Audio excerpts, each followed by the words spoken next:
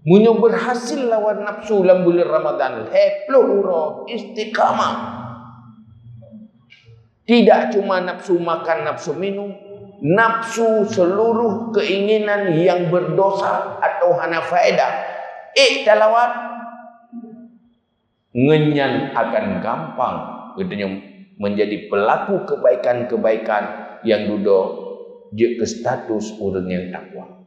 Maka inti sebenarnya yang paling inti dari puasa latihan melawan nafsu.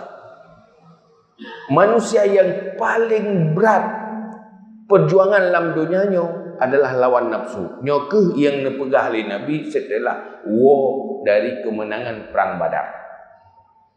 Le kemenangan perang Badar, orang Islam ni, orang kafir cukup jaya perang pertama dalam Islam. Pegahnya tanyo katawa dari peperangan, tapi akan hadapi peperangan yang lebih besar. Nyotanyo kata menangkan peperangannya, perang Badar. Tetapi nak perang yang lebih berat untuk menangkan sulit, yaitu memerangi, melawan keinginan dan dorongan nafsu. Puasanya adalah inti dari peperangan, memenangkan diri melawan nafsu. Nafsu makan, lawan, ukur renggi. Wajah kegelah mana. Nafsu minum, lawan.